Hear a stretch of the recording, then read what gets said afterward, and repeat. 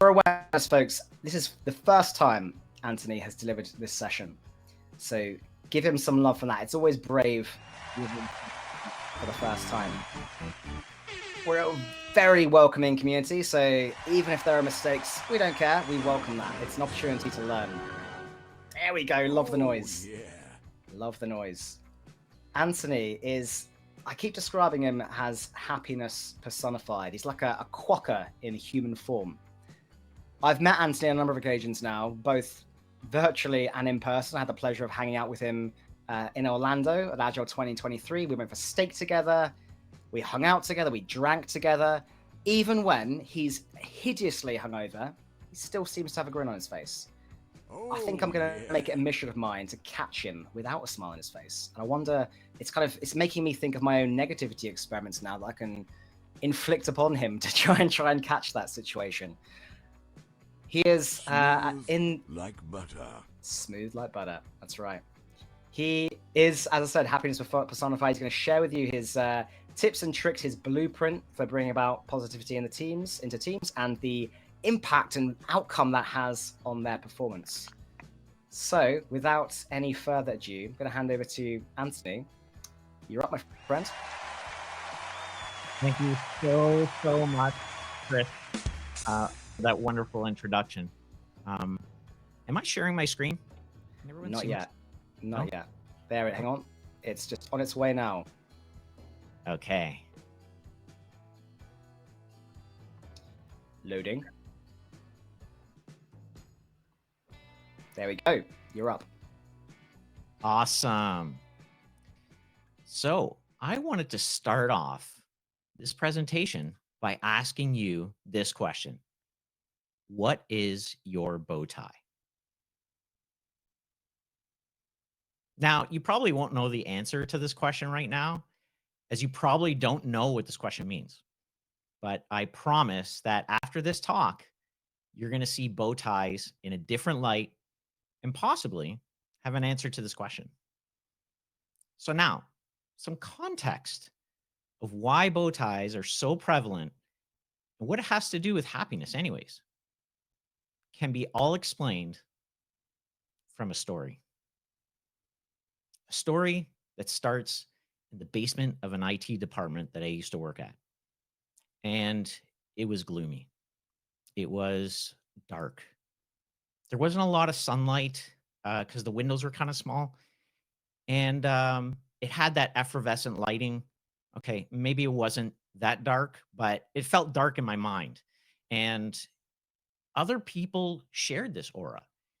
And it was too gloomy for me.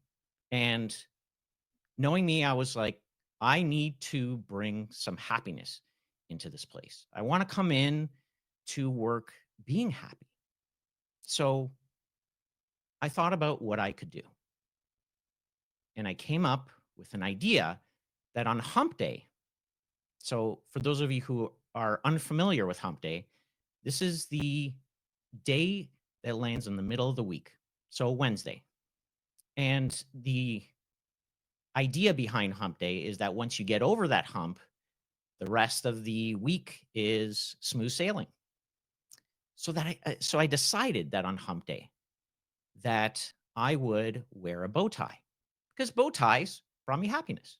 And I figured, hey, maybe it might bring others happiness too. So there I was. On Wednesdays, I wore a bow tie. And people were shocked. People were smiling. People were asking, what's with the bow tie, Antoni? I was like, hey, I don't know. Do you like it though? Yeah, we love it. Great. And so then I decided that every Wednesday I would wear this bow tie. And it brought so much joy to the department. It turned around that gloomy aura that I was talking about and made it something special. And not only were people wearing bow ties, but people were dressing up. And this became the catalyst to happiness, not just for Wednesdays, but it became the catalyst for happiness for the rest of the week. And this was my entry into fostering happiness into the workplace. But what I also didn't know is that it was the trigger to my mission to happiness years later when I was a Scrum Master. But I didn't really know how big this would be in my life. Getting into becoming a Scrum Master, we all have our journeys. And this journey is specifically prevalent to me because that's where I discovered the idea of how I can spread happiness. And it started off as me getting into cloud when I got laid off. And I had my head in the clouds for 7 years. I started off as a cloud trainer and eventually a DevOps engineer. And I became a cloud trainer in the end. And I was creating certification prep courses for Google Cloud when I decided to start my own company after I got laid off yet once again. I know, guy just can't get a break. But I did what I could with what I had. So as I started to go on this journey of creating certification prep courses, I started to realize that I was becoming very lonely and it wasn't making me happy. So I decided that I was going to get out of doing training and go into the workforce yet once again. And I started to look at what would make me happy. Obviously, when I was a DevOps engineer, even doing cloud training, I wasn't crazy about doing Terraform code. So I thought, hey, maybe let's look at other roles that would allow me to work with people because I love people. And sure enough, I stumbled upon the role of a Scrum Master. And that's when it hit me. I was like, this is what I want to do for the rest of my life. I love it. This is made for me. So there I was. I was on the hunt for a Scrum Master role.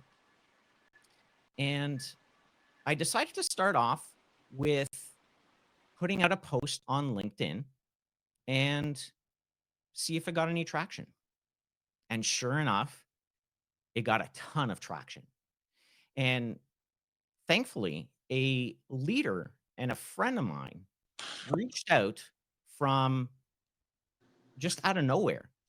He was a leader of mine 18 years ago from my very first tech job. He reached out and he said, Antoni, give me your resume and let's see if we can find you a job.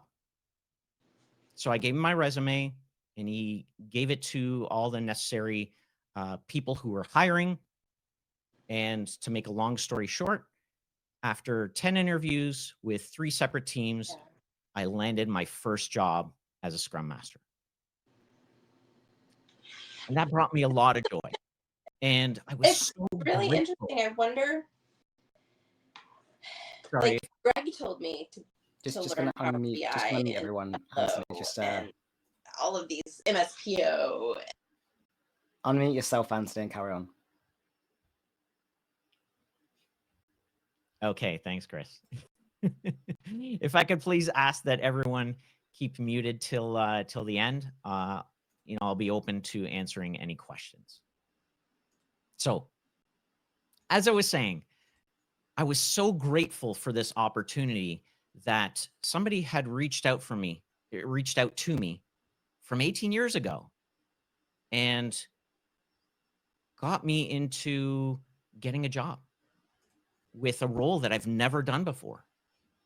And so once I had the job, I figure, you know what? I'm going to show my gratitude and I'm going to take out this person for dinner.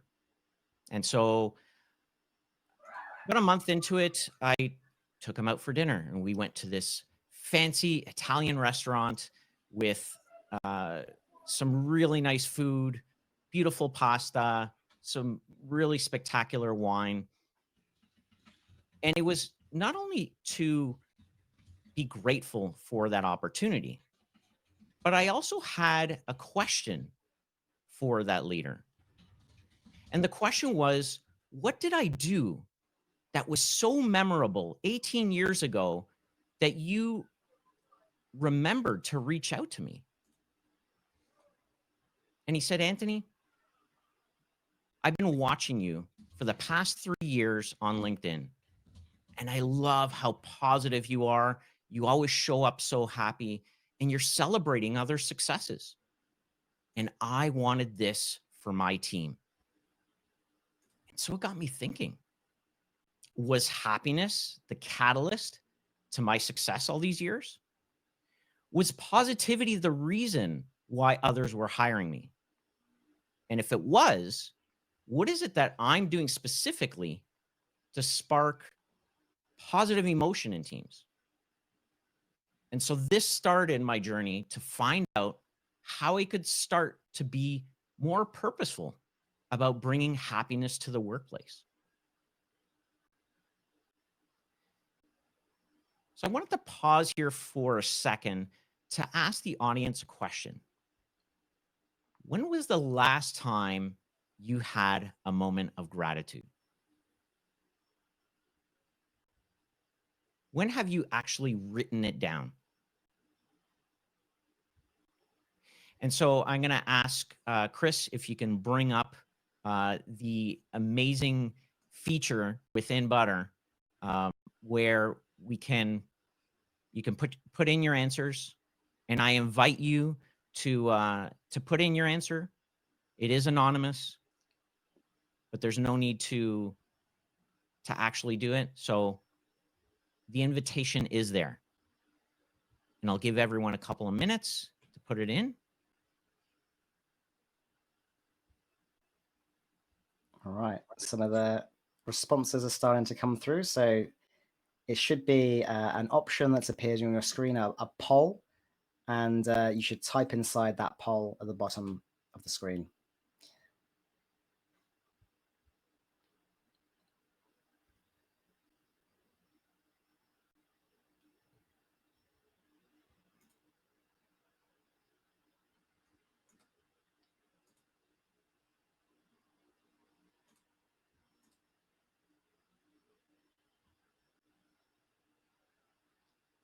All right, lots of responses coming through. Some good ones here. Shall we show the results, Antoni? Let's do it, baby. All right. 24 people have responded.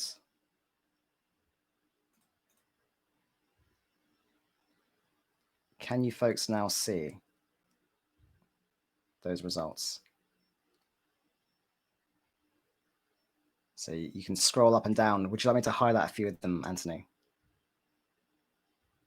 I'm actually going to open it up to the audience and invite someone, or anyone for that matter, to express what they wrote down and how it made them feel.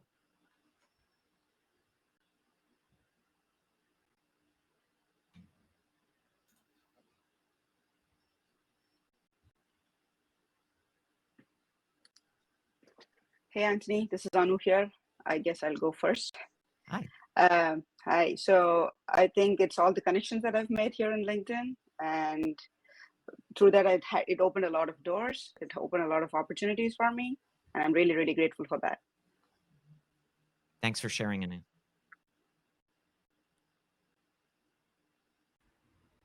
I wrote down that I'm never not happy to go to work, which is a blessing. That is so awesome. Thanks for sharing that.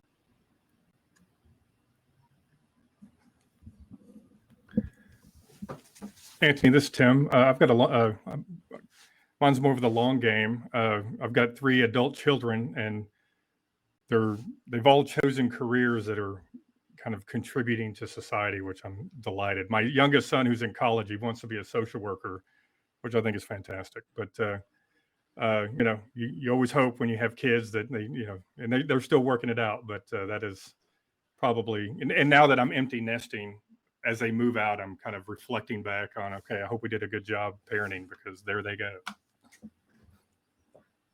That's beautiful. Thank you so much for sharing. Now, I wanted to ask the rest of the audience, how did you feel while reading all these positive moments of gratitude? If you want to show an emoji, thumbs up or thumbs down, if you had a positive feeling while reading these. Amazing.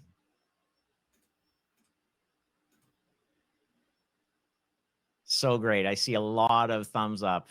Fantastic. Well, I wanted to share that this was something that I had done with my team that I was working with as an experiment. And how it came across was I started to dive into some positive psychology, and I came across some research that showed that when you are grateful for 3 things every day and you write them down, after 30 days, you will shift your mindset to be happier. And I thought this was phenomenal. And I wanted to share this with the team. And so one day after daily scrum, I shared it with the team. And I expressed a moment of gratitude. I expressed how I love to be there with the team and I enjoy being with them every single day. And so the next day, I decided to do the same thing. Right after daily scrum, I showed a moment of gratitude. But this time, I actually invited others to share their moment of gratitude. And sure enough, it caught on. And it caught on to the point where somebody had actually coined it the gratitude corner. And the ripple effect of gratitude corner after daily scrum was so effective at bringing happiness that one of the team members decided to try this at home during dinner. And sure enough, they had an amazing response to the point where it was the start of their day that brought them so much joy. And not only were the team members giving gratitude, but they also became more engaged with each other. They became so engaged with each other that they actually started to work with each other on the work that was assigned to them. So now I have another question. What do you think the percentage is of people that are disengaged in the workplace? And there's a poll on the left-hand side of your screen where you can select. There's a bunch of different answers that you can select from. I'm just curious to see what the audience thinks. In this poll, folks, it's simply a selection from the options available. You've got 20, 40, 60, or 75%. A left click on any of those options will register your vote. You have 1 vote per person.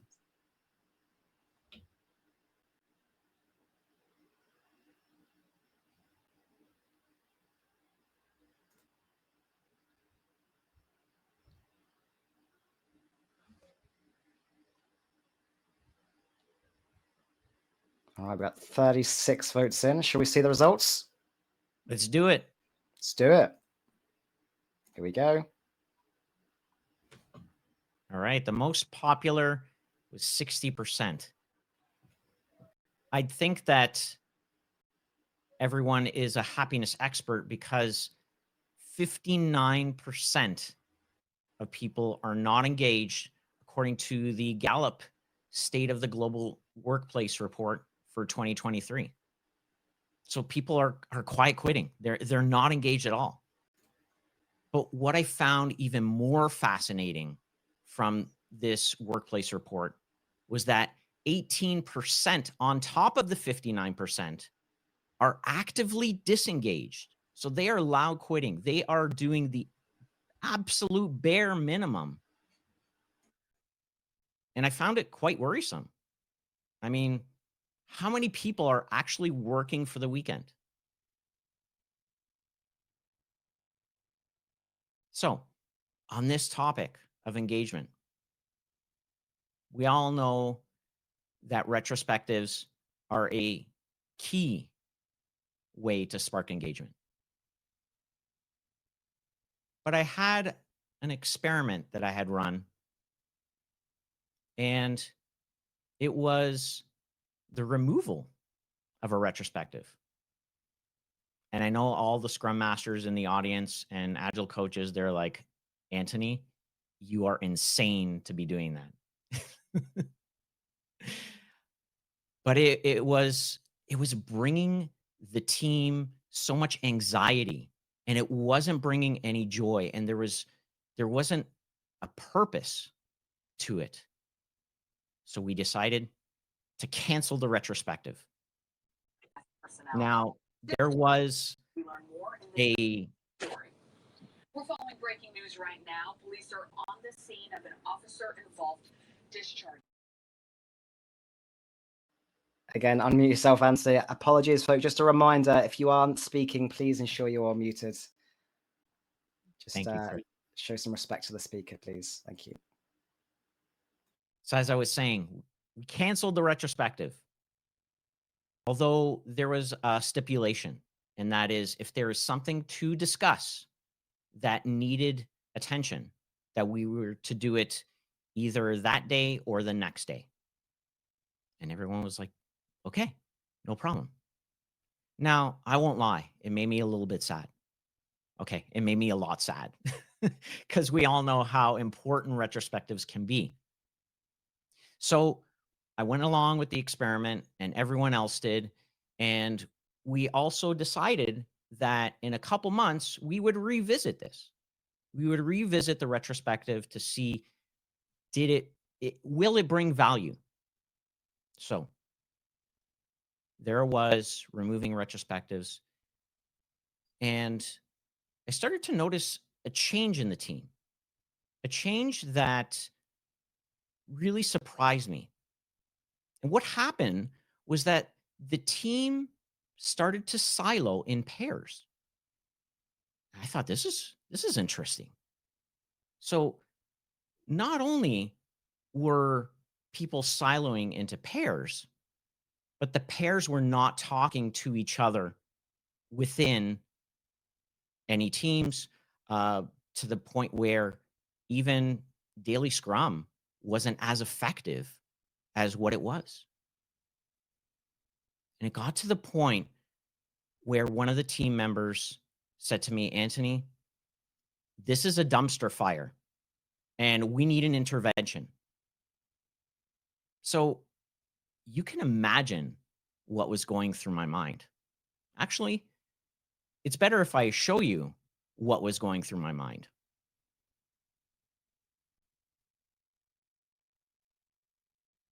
Absolute chaos. You know, we have a guy here holding a loaf of bread that's burning. We got a woman riding an ostrich. We have guy throwing papers. Yeah, this is fine. Now we could talk about this all day. But there came a point where I did an early meeting.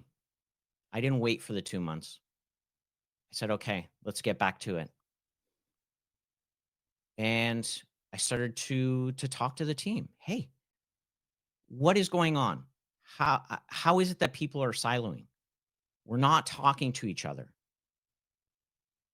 And there came a point where everyone came to a resounding yes to bring back the retrospectives. And so we did that. And not only did it help communication and collaboration, but it made people happy again. made people happy that there was yet another event, another place where people could talk to each other. People could talk about their feelings, people could talk about the work, and it was just another place that made people happy. And so sometimes I found removing something that you thought would bring the team joy is actually a good thing.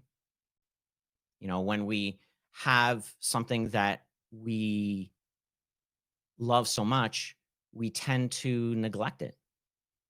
And so when it's given back, now all of a sudden we appreciate it even more. And this was the idea behind that experiment. And let me tell you, I was jumping for joy. Now, what was really interesting is what I'm about to tell you next. So a few months later, I decided to get back again with my leader and said, hey, let's go out for dinner. As you can see, there's a pattern here. I love food. What can I say? So we went out for dinner again to the same fancy Italian restaurant.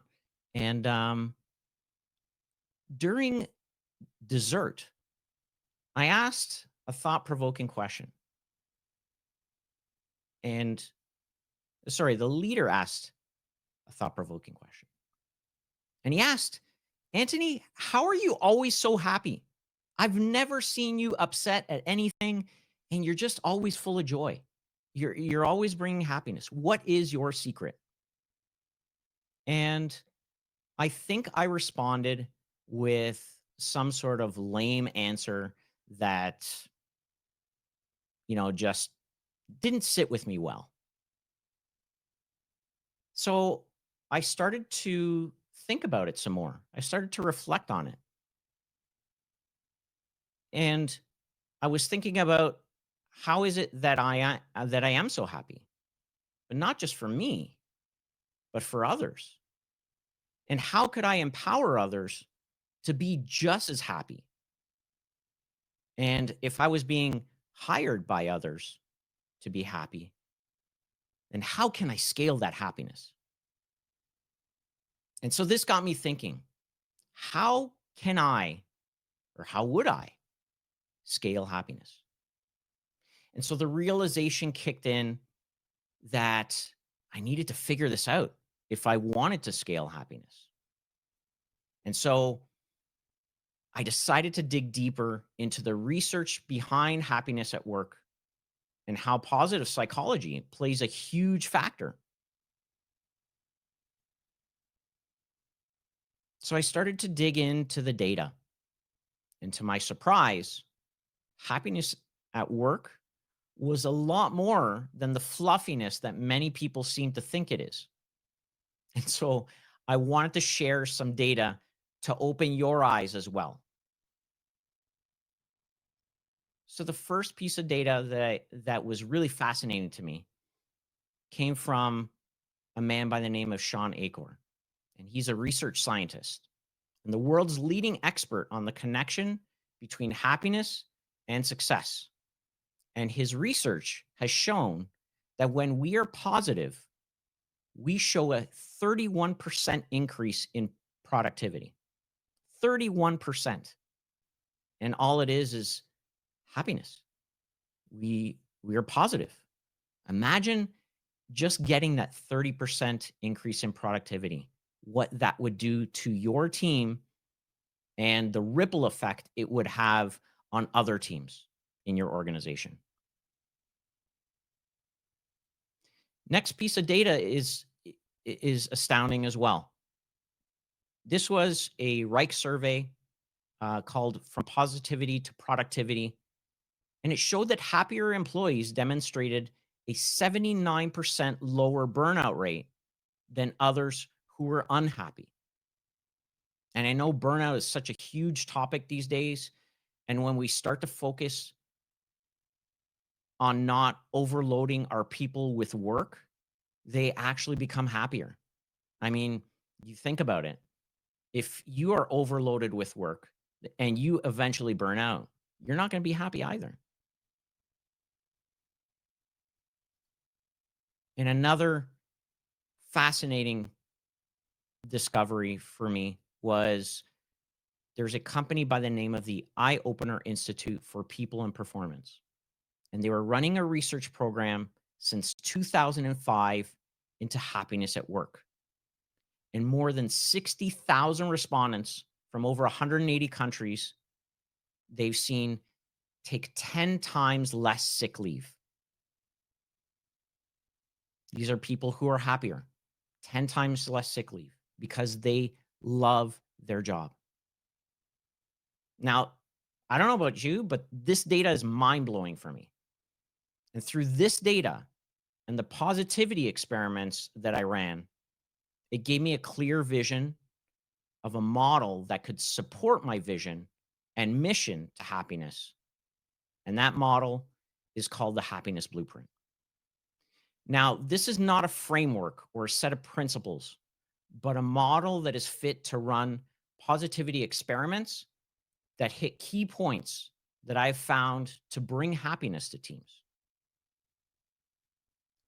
And so this is displayed as the IMPACT acronym, and it provides those key points I just mentioned. And I wanted to take a few moments to go through the IMPACT acronym. So the first letter, I, is for inspiration. Now, with inspiration, it's all about setting clear vision and goals. It's establishing a clear, inspiring vision for the team to align with. It's about breaking down the vision into SMART goals. For those of you who are unfamiliar with SMART goals, these are parameters that help ensure that your objectives are reachable within a certain time frame. And this is also about regularly reviewing and celebrating progress towards these goals. I mean, achieving goals is great, but celebrating those achieved goals are even better. The next key letter in IMPACT is mindset. Now, with mindset, we're thinking about fostering a positive and inclusive culture.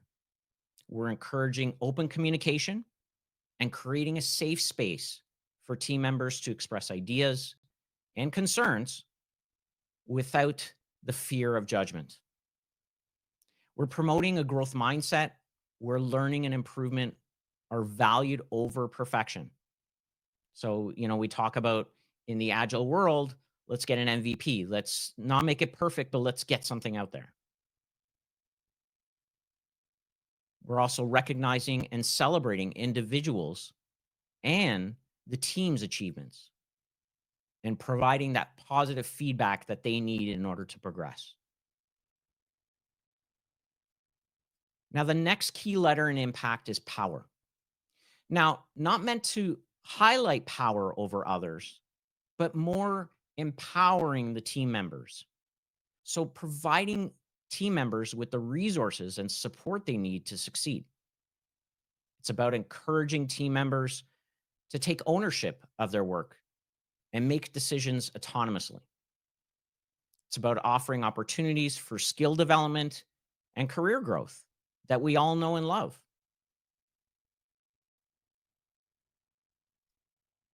The next key letter in IMPACT is A for alliance.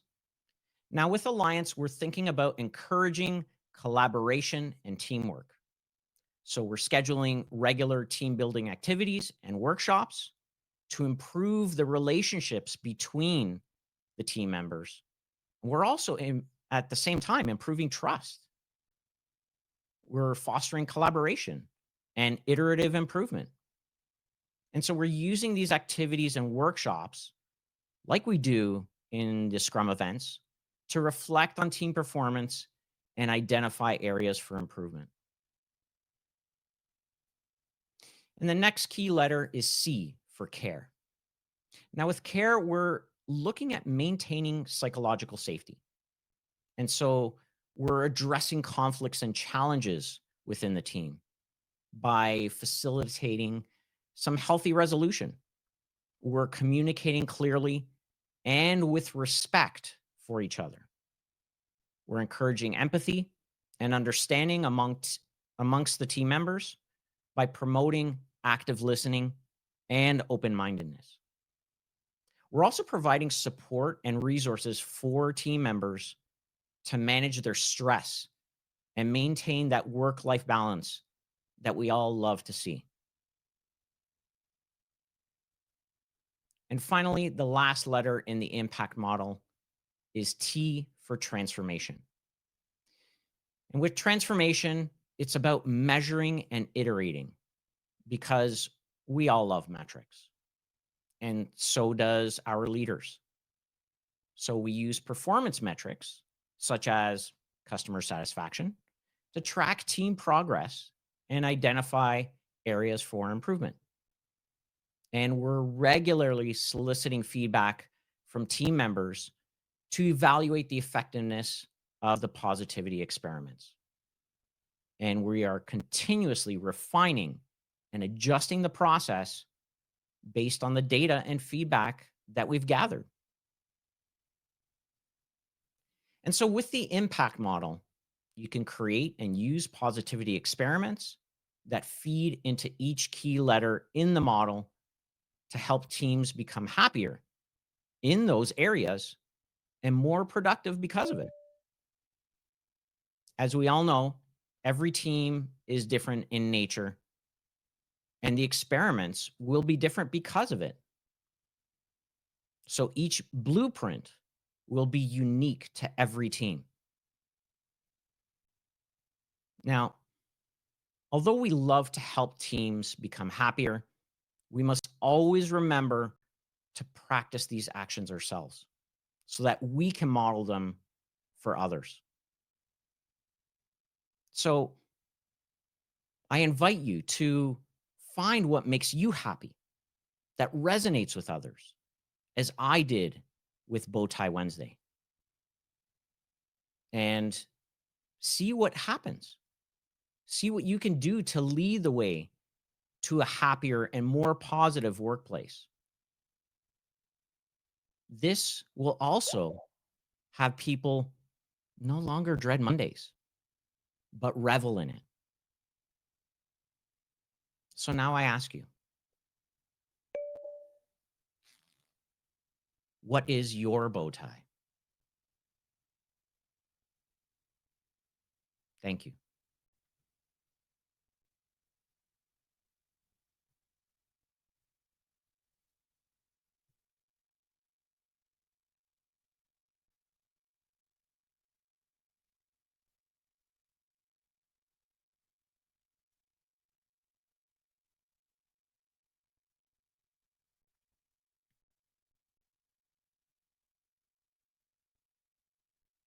All right.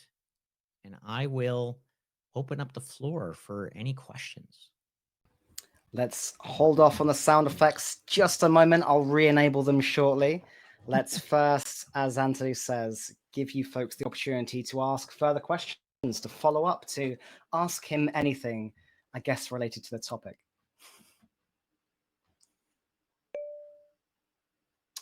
We have our first question. All right, bring it on.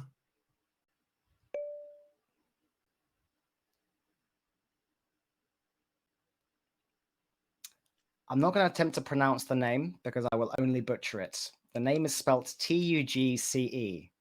My clumsy English tongue will fail at that horribly, so it's over to you.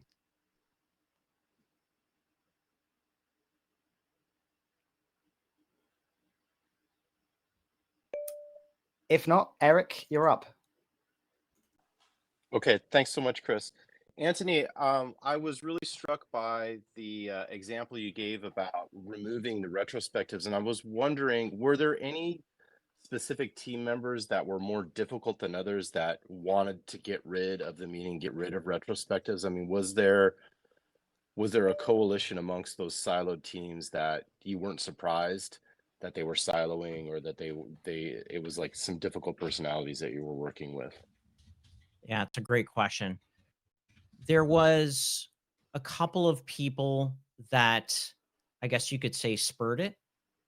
and the rest of the team were in agreement, because that, you know, the team that I was working with, I've taught them all, you know, we act as a team. It's not just a one-man silo. And so when two team members jumped in, it was more of a, well, if these two people are doing this and I feel kind of similar, then yeah, I want to do it too. And with regard to the silos, I had no idea that it was going to happen. Like I said, it was an experiment, because it was bringing the team down. And so I wanted to spur happiness back into the team. And I figured, hey, this might work. It might not.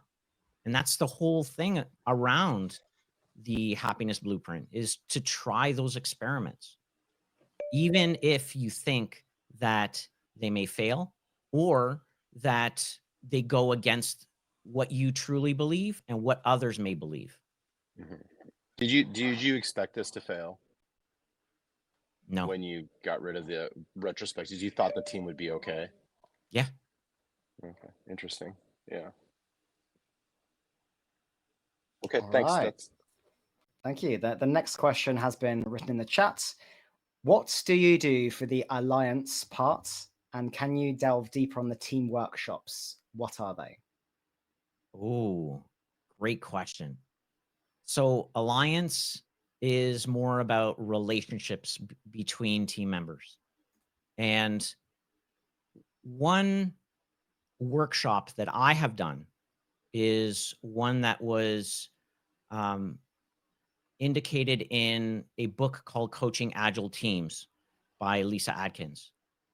And the exercise is called Journey Lines. And with Journey Lines, it actually opened up everyone to exposing what they've done with their careers from when they left school to now. And I found that it was the most impactful exercise that I could have done with the team, and had them rally together. It made them trust each other, because everyone was transparent. Everyone was being vulnerable. And this created great relationships between each team member. Now, I'm sure that there are many, many other exercises you could run, but that was one that I have ran that was really, really good for team relationships and alliance. I hope that answers your question. There is a thank you in the chat. Next up, we have Tiana. Hi. Hello. I'm based in the UK. I don't know where you guys are. Are you all in the US? I'm in Toronto, Canada. Oh, you're in Canada. Yes. Greetings from London.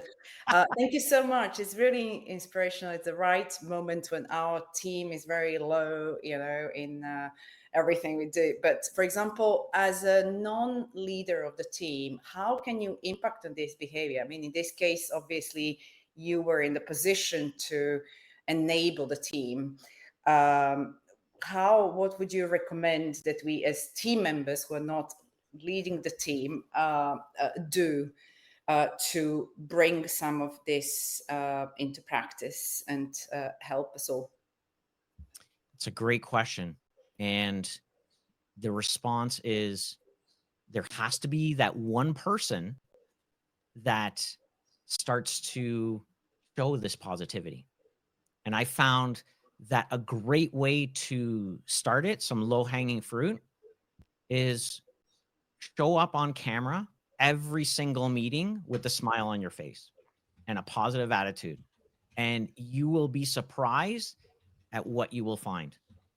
It will spur not only happiness, but it'll spur some positivity, and it'll also start to foster trust with you specifically. People will start to trust you more. And so when you speak, then you will have some influence over the rest of the team. Cool. try. Thank you. You're welcome. Leading by example in Exactly. any change you're trying to bring about is one of the single most impactful things I believe you can do, to demonstrate to others that you are willing to show the behavior or the way, or to do the ways of working that you're trying to encourage others to exhibit, and going first, being vulnerable and being that person to go first. Huge help. Next up, David. Great, thank you. Well, look, Antoni, thank you so much for sharing that, and it's really good to see you again. Likewise. My question is regarding your question on what is your bow tie. Has your answer to that question changed over the years? So to this day, you know, obviously not including today, because today was an exception, but every Wednesday for the past 8 years, I have been wearing a bow tie every Wednesday. And believe it or not, it's brought smiles to people's faces. And so I continue to do that. And this is the single most easiest way that I could bring happiness to any environment. So when I say, what is your bow tie? It could be absolutely anything, but what is it that resonates with you, that makes you happy, that you think will make others happy? Good. Sorry if I answered the question with the question. No, it's good. I think I was more curious about what your answer to that question is. What is my bow tie? Is my bow tie? Okay. I think he was getting it as, has your bow tie changed over the years? Has it always been bow ties, or has there been something else that sparked joy for you that maybe made you question whether it was a bow tie or something else? So I never really saw my bow tie experiment as a positivity experiment until I was asked, you know, what is it that makes you happy? How are you so happy all the time? And I thought about, you know, what brings me joy, what brings me happiness. And that was my bow tie. And so it continued to bring me happiness. So why shouldn't I share that happiness with others? That's great. Thank you very much, Antoni. You're welcome. Thanks, David. A quick one from me. How strange does it feel for you, Antoni, to be wearing a bow tie on a Tuesday? You have no idea.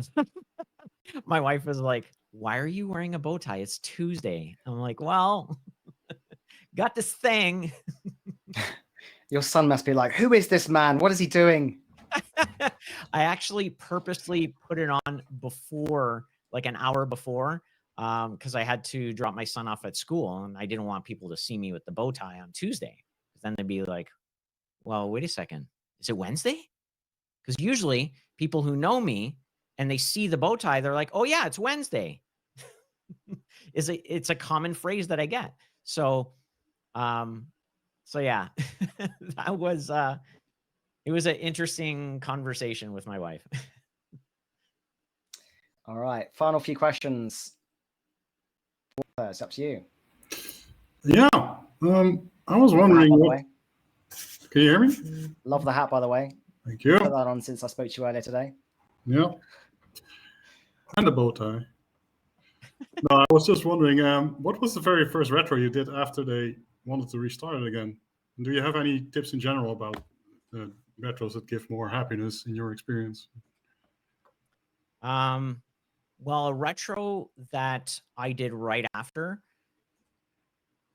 through the meeting that we had to bring back the retrospectives, one of the agreements was that we just talk about the work.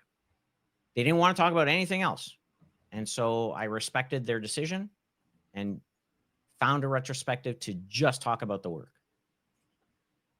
And, you know, if you want ideas about retrospectives, well, I mean, I think I know a person that's here on the meetup that's yeah, I know him.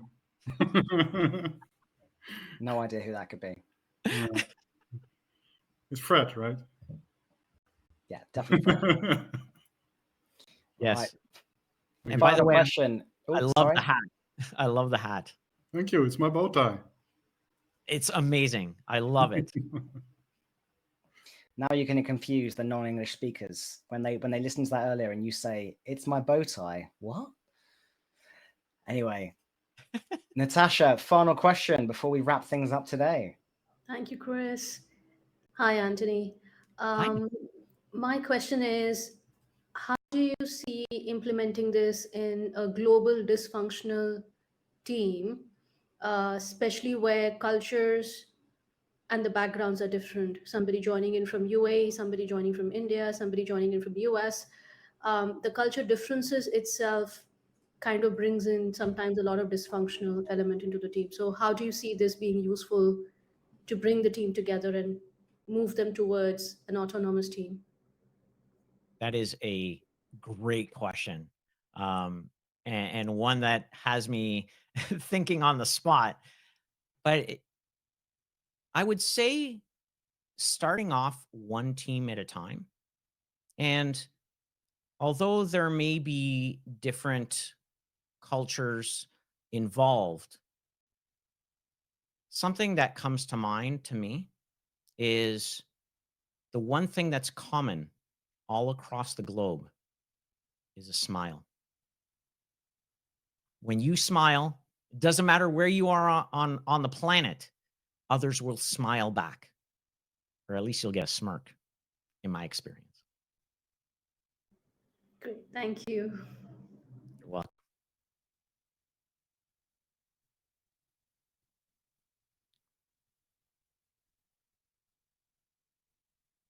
Let's unmute that. Anything else final for Antoni before we give him lots of love and appreciation for delivering that great talk?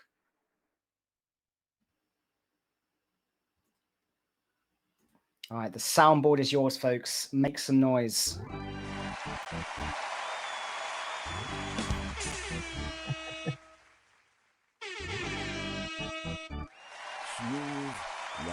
Final question then.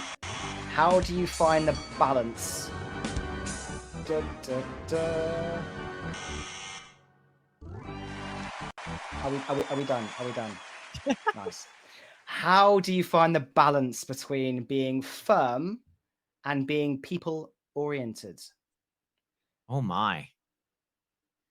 Well, when somebody says being firm, I'm not sure exactly what you mean by that.